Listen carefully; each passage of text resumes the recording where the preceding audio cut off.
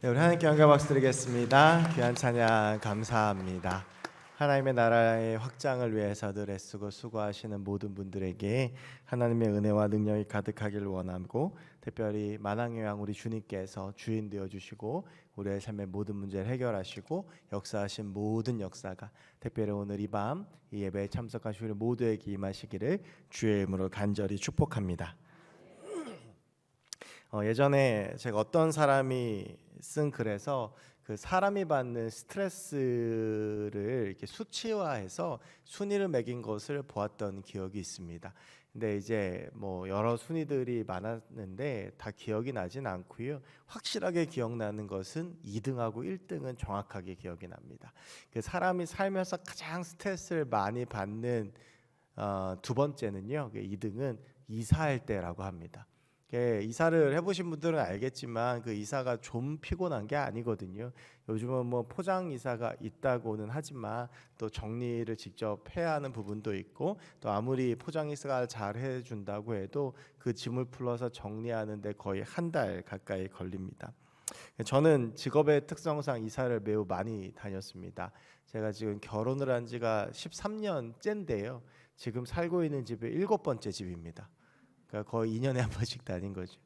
제가 이제 뭐 군 생활하면서도 자주 이사를 다녔고, 또 사역지를 옮기면서도 이렇게 이사를 다니곤 하니까 이렇게 좀 이사를 좀 자주 했었습니다. 이제 이사하면 굉장히 스트레스를 많이 받습니다. 뭐 가구도 많이 망가지고 그러는데요. 그래서 이제 사람들이 살면서 스트레스 받는 두 번째가 이사라고 합니다. 그런데 이제 이 이사보다 훨씬 더 스트레스를 많이 받는, 이사하고는 비교도 되지 않을 만큼 월등하게 스트레스 지수 1위를 차지한 스트레스가 있습니다. 혹시 뭔지 아십니까? 배우자의 사망입니다. 나랑 같이 함께 살고 같은 시 공간을 공유했던 배우자가 사라진다라고 하는 것은 그 사람과의 생전의 관계가 어떠했든지 굉장히 큰 스트레스라고 합니다. 그러니까 좀 뭐 사이가 꼭 좋았던 부부만 한쪽이 먼저 세상을 떠난다고 스트레스를 받는 게 아니라, 때로는 고생스러웠고 또 사이도 안 좋았고 했지만 그래도 같이 산 시간이 있고 기억이 있고 세월이 있기 때문에 그 사람이 사라지는 것이 굉장히 큰 스트레스라고 합니다.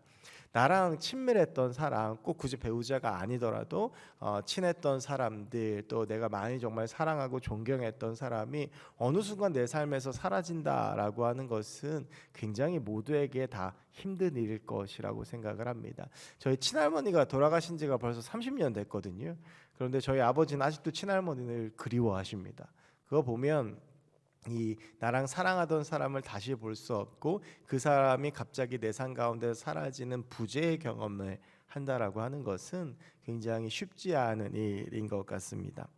저도 가끔은 가족이 사라진다는 상상을 할 때가 있는데 상상만으로 참 감당하기가 어렵더라고요. 특별히 그 사람이 나의 인생에 많은 영향을 미친 사람이거나 또 나와 많은 시간을 함께했던 사람이라면 아마 마음이 더 아프고 힘들 것입니다. 이제 오늘 본문에는 이런 슬픔을 마주한 사람들이 나옵니다. 배우자가 떠난 것은 아니지만 인생에 있어서 굉장히 큰 의미였고 인생에 있어서 굉장히 존경했고 사랑했던 한 사람, 또한 선생님을 잃어버린 사람들의 이야기가 나오는데요.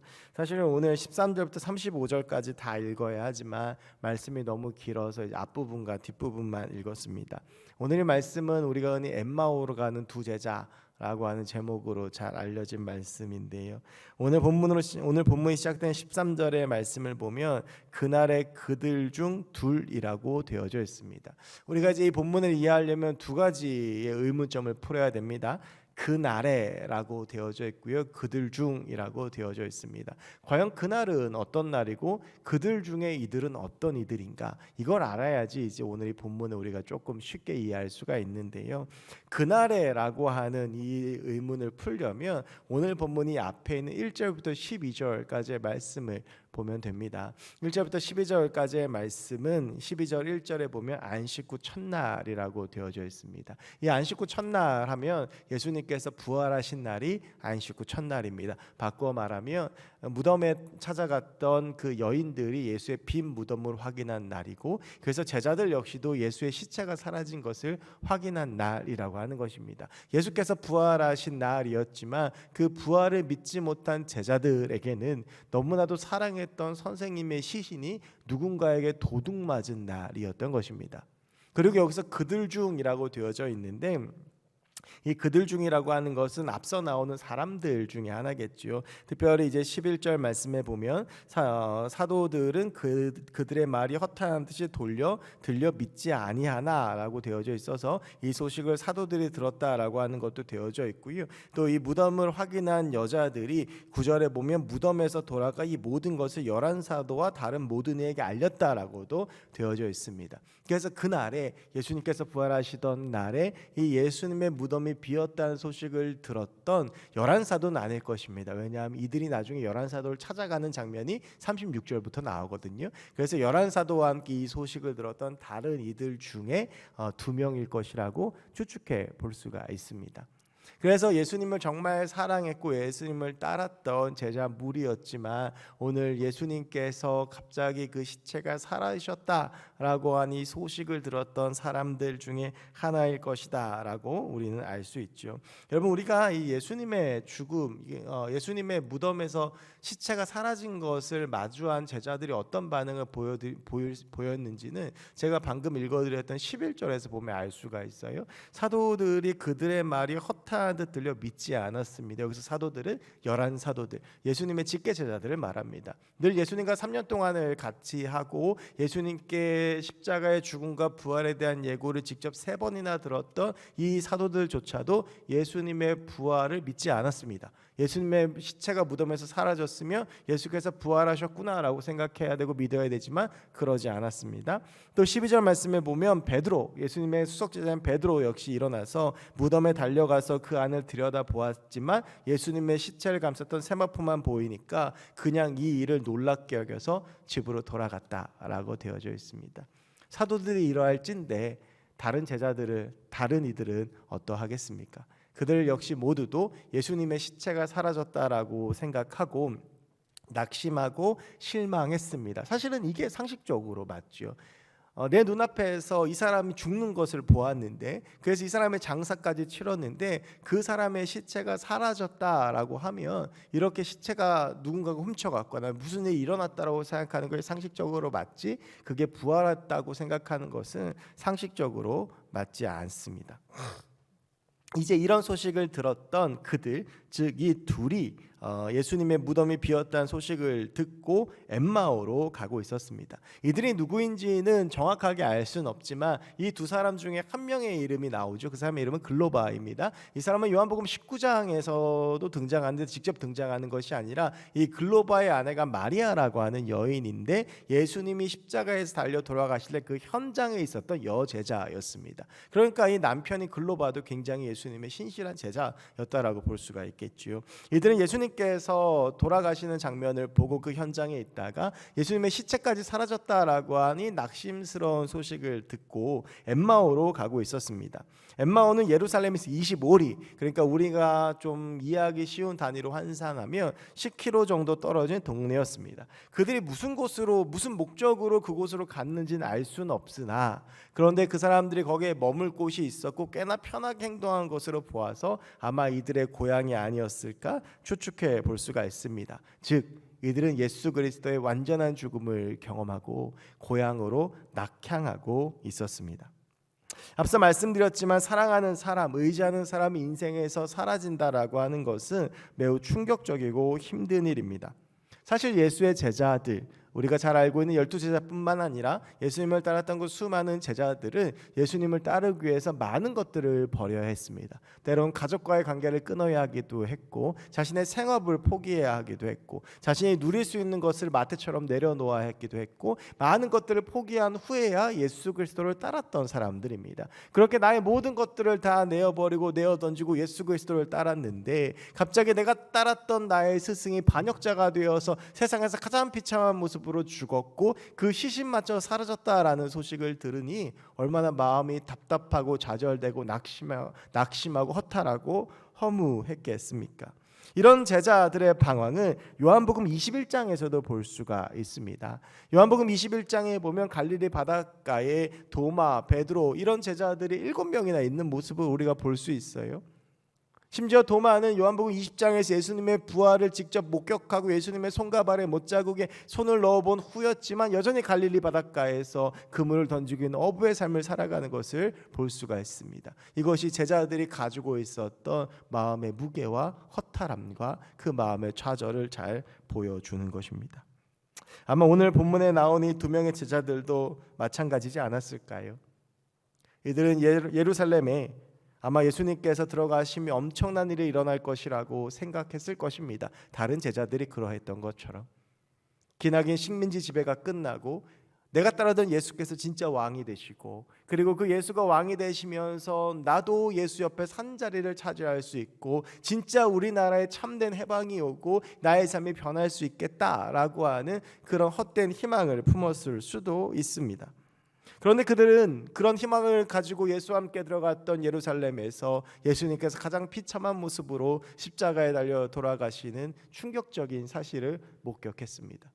그 슬픔이 가시기도 전에 예수의 시체마저 사라졌다는 괴이한 소식을 들었고 이제는 그들이 낙향하고 있었습니다.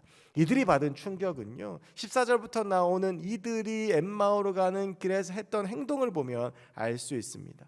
14절에 보면 그들은 이 모든 일에 대해서 서로 이야기를 합니다. 아무리 생각해도 풀리지 않는 며칠 동안 일어났던 이 사건들, 그 위세당당하고 바리새인들을 꾸짖으시며 기적을 보여주고 심지어 죽은 자도 살리셨던 나의 주님께서 십자가에 달려 죽으셔야만 했던 이 충격적인 사건, 그리고 며칠 후에 이 주님의 시체마저 사라진 이 충격적인 사건, 그 충격이 가시지 않아 이 둘은 서로 그 이야기를 하면서 걸어가고 있었습니다.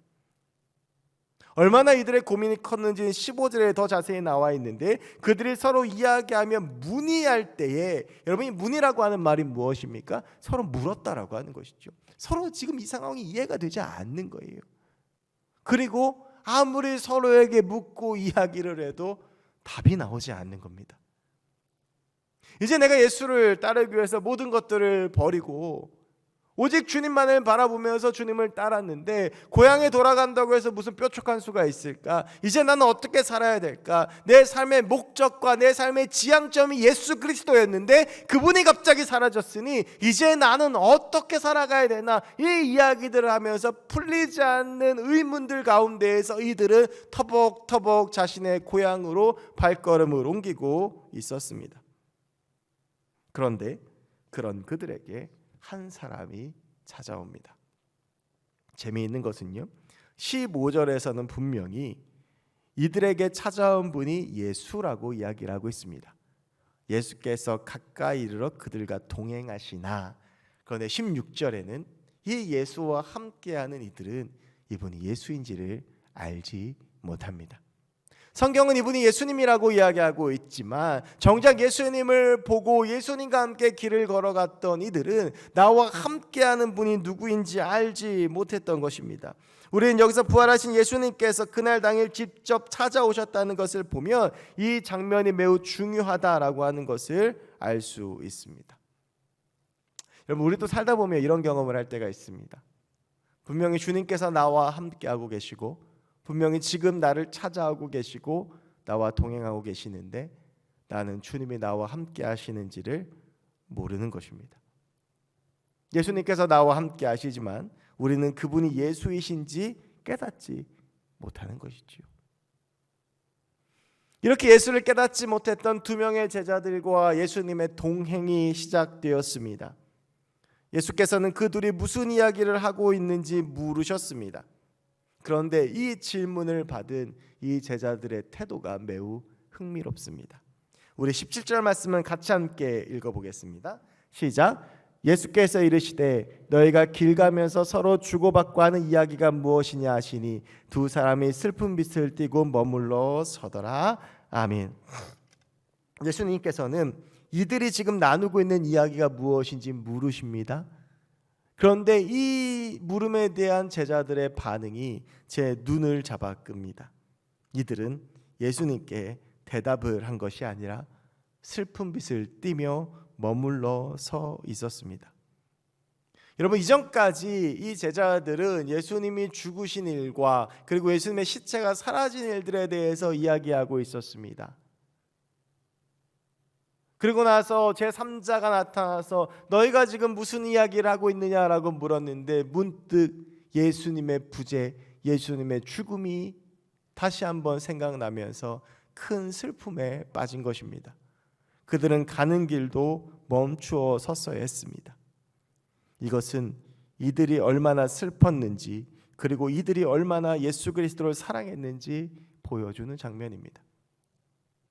이들에게 예수는 보이지 않았지만 예수 그리스도를 향한 이들의 마음은 진심이었습니다. 그리고 우리도 그렇습니다. 우리도 인생을 살아가면서 늘 예수님을 생각하고 늘 예수님을 인식하고 늘 예수님과 동행하는 것을 깨닫고 늘 예수님과 함께 가는 것을 알고 있지는 못하지만 비록 부족하고 연약하지만 그분을 향한 우리의 마음은 항상 진심입니다. 늘 우리는 예수님을 사랑합니다. 그러한 마음으로 예수님 사랑하시면서 이 신앙의 길을 걸어가고 계시는 줄로 믿습니다. 예수님과 함께 이들은 대화를 나누시며 길을 걸었습니다. 그들의 이야기를 들으신 예수님께서는 그들에게 그리스도의 고난과 부활에 대하여 그리고 성경에 대하여 자세히 설명하십니다. 그렇게 깊은 대화 가운데 드디어 10km 떨어진 엠마오에 도착을 했습니다. 예수께서 떠나려 하셨지만 예수님의 말씀을 들으니 제자들은 예수님을 붙잡아 말씀을 청하고 식사도 함께 나눕니다. 그리고 나서 이 식사를 마친 후에 그들의 눈이 밝아지고 그들은 예수를 알아보게 됩니다. 그들은 이제 부활한 예수 그리스도를 전하는 증인이 되었습니다. 여러분, 이것이 오늘 본문의 이야기입니다. 저는 오늘 본문을 통해서 두 가지를 나누고 싶습니다. 하나는 예수와 함께 우리의 인생의 길을 걸을 때 우리의 삶에 일어나는 삶의 역사입니다. 과연 우리가 예수님하고 함께 인생의 길을 걸어가기로 결단하고 그분이 나와 함께 걸어가 주시고 우리가 그분과 함께 걸어가면 나의 인생 가운데 어떠한 일이 일어나는가, 오늘 본문 32절이 우리에게 이야기하고 있습니다. 우리 32절 읽겠습니다. 시작.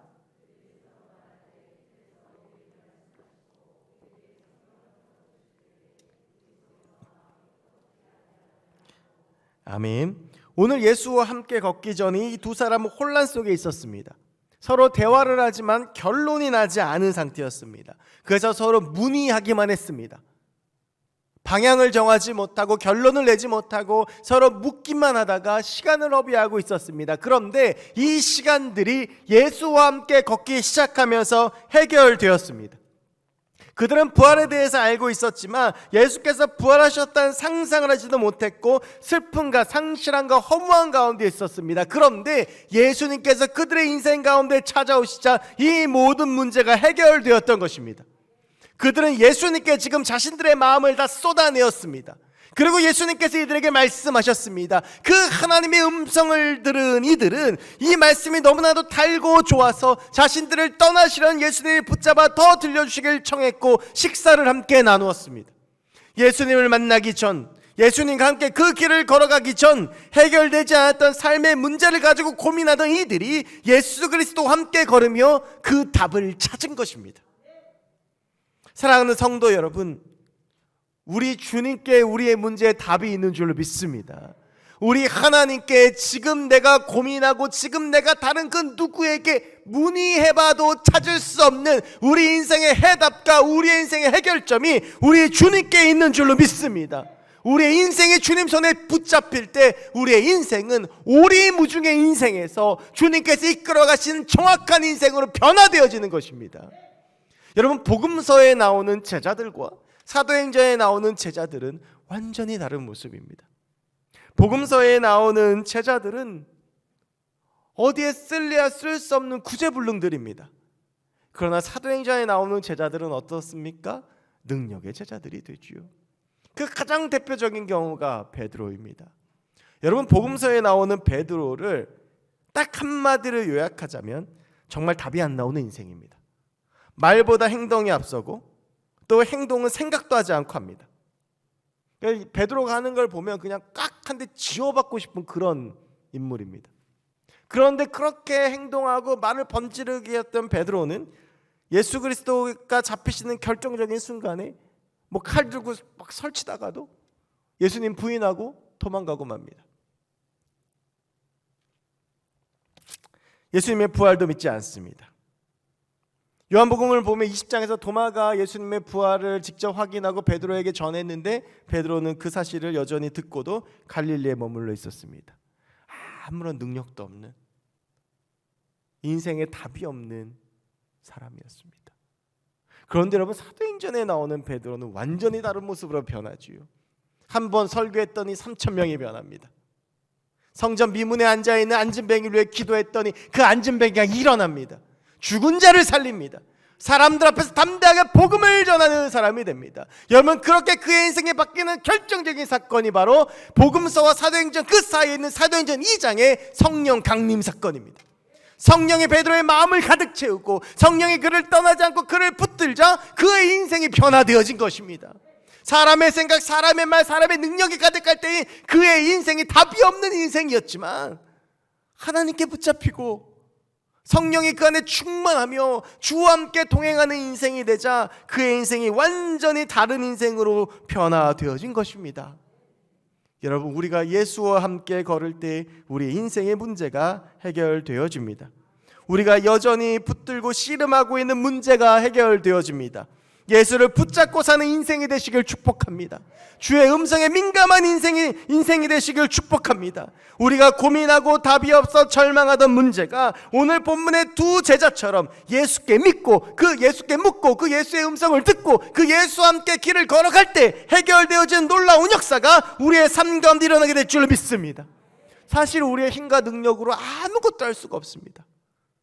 무엇을 할 수 있습니까, 여러분? 우리는 지난 코로나 2년 동안 그 사실을 너무나도 뼈저리게 느꼈습니다. 아무것도 할 수가 없습니다. 그런데 여전히 그 아무것도 할 수 없는 나의 힘과 능력을 의지한다면 그것처럼 바보 같고 어리석은 일이 어디 있겠습니까? 우리 인생의 모든 답은 우리 주님이 가지고 계십니다. 내 힘으로 하려고 발버둥치듯 해결되어지는 것이 아니라 다 주님께 맡기고 주님 손 붙잡고 걸어가면 그 안에 우리의 인생에 답이 있고 그 안에 우리의 인생에 기적이 있고 그 안에 우리의 인생에 회복이 있고 그 안에 우리의 인생에 하나님의 능력이 나타나는 역사가 있는 줄로 믿습니다. 우리는 여전히 내가 무언가 했을 때 착각에 빠지고 실수하고 절망합니다. 그러나 오직 하나님 앞에 나아가 그분과 함께 우리의 인생을 걸어가면 엠마오로 가는 이 두 제자의 시작과 출발이 달랐던 것처럼 시작할 때는 허무하고 아무것도 알지 못하고 서로 문의하며 그 속에서 방황하는 모습이었다면 그 마지막에서는 결국 그 인생의 답을 찾은 것처럼 하나님 없는 삶을 살아갈 때에는, 하나님 없이 걸어갈 때에는 어디로 갈지 모르는 그 누구도 해결해 줄 수 없는 절망스러운 상황이었다면 우리 주님과 함께 우리의 인생을 걸어가고 내 안에 찾아오신 주님을 초청하고 그 주님의 손을 붙잡고 걸어가면 우리의 인생이 완전히 변화된 인생으로 해결이 있고 능력이 있고 기적이 있고 치유가 있고 회복이 있고 부흥이 있는 그런 인생으로 주님께서 만들어 가실 줄로 믿습니다. 저희 청년부가 다음 달 7월에 제주도로 선교를 갑니다. 이번 선교에는 크게 두 가지 사역이 있습니다. 하나는 교인이 10명 정도밖에 안 되는 미자립 교회에 화요일부터 수요일까지, 저희가 화요일날 갔다 토요일날 오는데요, 화요일부터 수요일까지 그 페인트 칠을 해주는 작업입니다. 그래서 교인들도 얼마 없고 여러 가지로 형편이 어려운 교회여서 저희 청년들이 한 40명 정도가 가는데 가서 이제 페인트 칠을 해주고 그 교회를 돕는 사역을 먼저 합니다. 그리고 나서 두 번째로 저희 청년들이 계획하고 있는 것이 제주도에 있는 순례길을 걷는 것입니다. 제주도는 참 많은 역사를 간직하고 있습니다. 1907년에 우리 한국에도 7분의 목사님들이 탄생을 하셨어요. 그래서 이제 동노회라고 하는 그 노회에서 이제 이 목사님들을 파송을 하는데 다 목회지로 파송을 하고 마지막으로 이기풍 목사님을 제주 선교사로 파송을 합니다. 이때에도 이미 제주도에는 선교사라는 개념으로 이기풍 목사님이 들어가십니다. 그러고 나서 100년이 훨씬 지났습니다. 제주도는 여전히 복음화율이 1%도 채 되지 않는 불모지입니다. 하지만 이 복음의 불모지에서 정말 엄청나게 많은 일들이 일어났고 역사적인 의미들과 또 그 가운데 순교했던 분들도 정말 많이 있습니다. 제주도에서는 그 기독교적 의미를 가지고 있는 곳들을 지정하여서 5개의 순례길을 서쪽부터 남쪽까지 만들었습니다. 저희 청년들이 이번에 가서 그곳에서 두 가지의 길을 걷습니다. 15km, 15km, 총 30km입니다. 7월 14일부터 15일에 하루에 15km씩 남들이 보면 미친 짓입니다. 근데 그렇게 하는 이유가 있습니다. 제가 기도하고 또 우리 준비하는 우리 청년들이 함께 기도하는 것은 그 순례길을 걸어가며 그 길 가운데에서 역사하셨고 지금도 우리를 기다리고 계시고 지금도 우리가 걷기 원하시는 그 주님을 우리 청년들이 만났으면 좋겠습니다.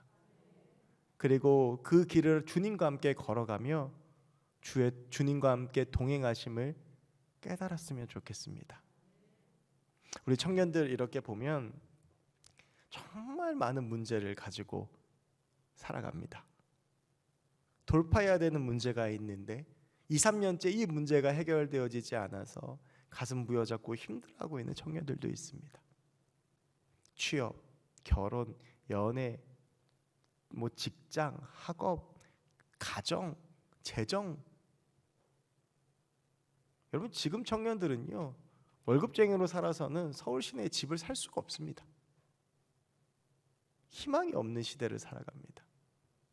그런 청년들을 보면서 제가 능력이 없어서 너무 미안하고 가슴이 아플 때가 많아요. 여러분 그런데 그런 우리 청년들이 가지고 있는 그 문제를 누가 해결해 주겠습니까?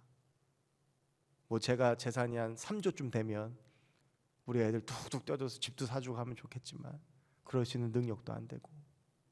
근데 여러분 그 문제를 해결해 줄 수 있는 분은 우리 주님밖에 없습니다.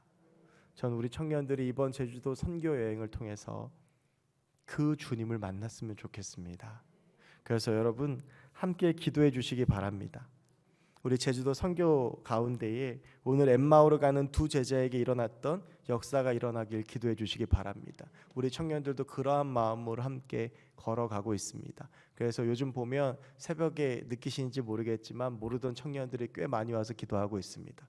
오늘 근무 심야에도 뒤를 보시면 보진 마시고요. 부끄러우니까 저희 제주도 가는 청년들이 모여서 함께 심야 예배를 드리면서 또한 기도로 준비하고 있습니다. 저는 오늘 32절의 이 고백, 예수님과 함께 걸으니 마음이 뜨거워지지 않았어?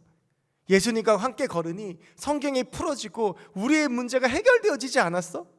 라고 말했던 이 엠마오로 가는 두 제자의 고백이 우리 청년들의 고백이 되었으면 좋겠습니다. 그리고 우리 모두의 고백이 되었으면 좋겠습니다.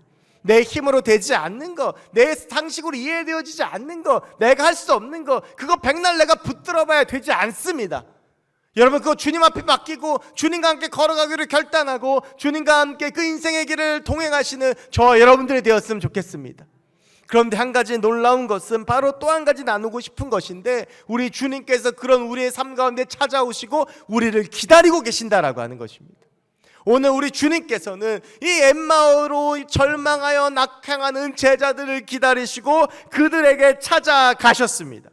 그러면서 우리 주님께서는 이후에 벌어진 36절의 말씀부터도 11사도에게 찾아가시고 제자들에게 찾아가시며 예수를 잃은 그 슬픔과 고통 가운데 좌절하고 슬퍼하는 이들에게 찾아가셔서 만나주시고 그들과 함께 그 인생을 동행하시며 주님께서 또한 하늘로 올라가시며 우리와 평생 함께 하실 성령 하나님을 우리 가운데 보내주셨습니다. 그 하나님은 지금도 우리와 함께하고 계십니다. 지금도 우리를 기다리고 계십니다. 볼지어다 내가 문 밖에서 두드리노니 누구든지 내 음성을 듣고 문을 열면 내가 그에게로 더불어 들어가 그와 더불어 먹고 그는 나와 더불어 먹으리라. 우리 주님은 지금도 우리를 기다리고 계시고 우리에게 찾아오시고 우리와 함께 하십니다. 우리가 결정하면 됩니다. 주님, 내가 주님과 함께 걷겠습니다. 주님, 그 어떤 어려움이 있더라도 내가 이 주님 붙잡은 손 놓지 않겠습니다. 주님, 내가 평생 주님께 물으면서 내 인생 살아가고 싶습니다. 주의 음성 들으면서 내 삶 살아가고 싶습니다. 평생 주님과 함께 걸어가며 어떠한 대가를 치르더라도 주님과 함께 걸어갈 때 주님께서 내 삶을 풍성히 채워주시고 내 삶을 승리의 길로 인도해 주실 줄로 믿습니다. 그래서 주님, 내 평생 오직 주님만 모시고 주님과 함께 걸어가는 그러한 삶을 살기를 원합니다. 우리가 결단할 때에 우리 주님께서는 우리와 함께 그렇게 걸어가 주실 줄로 믿습니다. 오늘 본문을 읽고 묵상하며 함께 생각났던 말씀이 있습니다. 그것은 우리 주님께서 우리에게 마지막으로 하셨던 약속입니다. 마태복음 28장 18절부터 20절까지의 말씀입니다. 함께 보겠습니다. 예수께서 나와 말씀하여 이르시되 하늘과 땅의 모든 권세를 내게 주셨으니 그러므로 너희는 가서 모든 민족을 제자로 삼아 아버지 아들과 성령의 이름으로 세례를 주고 내가 너에게 분부한 모든 것을 가르쳐 지키게 하라. 볼지어다 내가 세상 끝날까지 너희와 항상 함께 있으리라 하시니라. 아멘. 볼지어다 내가 세상 끝날까지 너희와 항상 함께 있으리라. 우리 주님의 약속이신 줄로 믿습니다. 그 주님께서는 지금도 우리와 함께하고 계시고 우리 함께 걸어가기 원하시고 지금도 보이지 않는 곳에서 날 위해 일하시며 나는 엠마오로 가는 두 제자가 예수님을 못 알아봤던 것처럼 이분이 예수님인지 알지 못하지만 그럼에도 우리와 함께 동행하시고 우리가 여전히 그분을 신뢰하고 바라고 기대하고 구할 때에 우리의 삶 가운데 역사하시고 응답하시는 그 하나님이신 줄로 믿습니다. 여러분, 성령 충만한 삶을 사시기 바랍니다. 하나님으로 충만해져서 하나님과 늘 동행하는 인생을 살아가시기를 원합니다. 그럴 때 우리 주님의 놀라운 역사가 저와 여러분의 삶 가운데 일어나기 원합니다. 오늘 설교의 제목이 함께 걷기입니다. 동행이죠. 평생 하나님과 함께 그 인생을 걸어가시는 저와 여러분 되기를 주의 이름으로 간절히 축원합니다.